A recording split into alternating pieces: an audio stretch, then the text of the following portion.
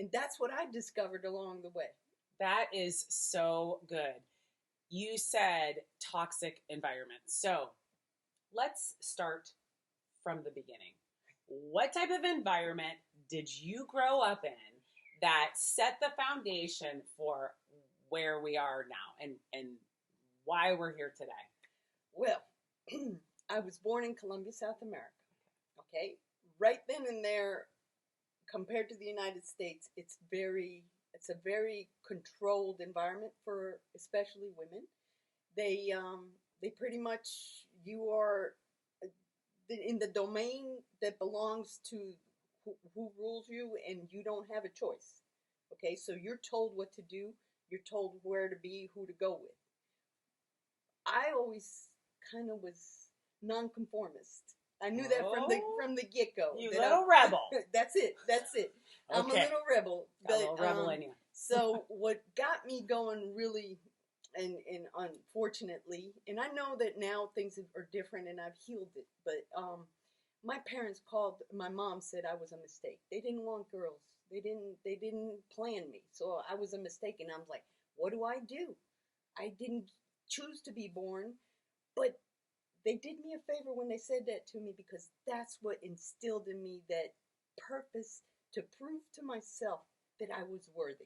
Okay, so you were told you were a mistake. How old were you? 7 years old. And you remember this instance? It was the most traumatizing thing I had ever heard as a child. Even though we moved so many times, I still can picture that day and I felt like the whole world had caved in on me. But at the same time, I said, no, I'm going to fix this. I'm going to fix it somehow, some way. A 7-year-old. Uh-huh. Wow. So at 7, you already felt like not wanted, like your purpose was maybe not to even be to exist. Yet you said to yourself at that age, no, I'm going to make my life worth it. Right. And then I had to prove that I could do many things. I just didn't know how. I didn't have the guidance. I didn't know who to resort to for questions. But little angels appeared along the way, and I call them my earth angels, that somehow or another, they discovered in me things that I didn't even see in myself, and they pushed me. They lifted me, pushed me, and I started to learn how to dust off and clear all that mental clutter that was bogging me down and making me feel depressed. Wow. So who were they? Were they like teachers, or did it just feel like, your imagination just saying, oh, come on, let's do something else? Ironically, in South America, there's maids, but we were considered blue bloods, in that you separate yourselves. There's definitely a division in the classes. Okay. But to me, they were my saving grace. Why? Because they gave me TLC.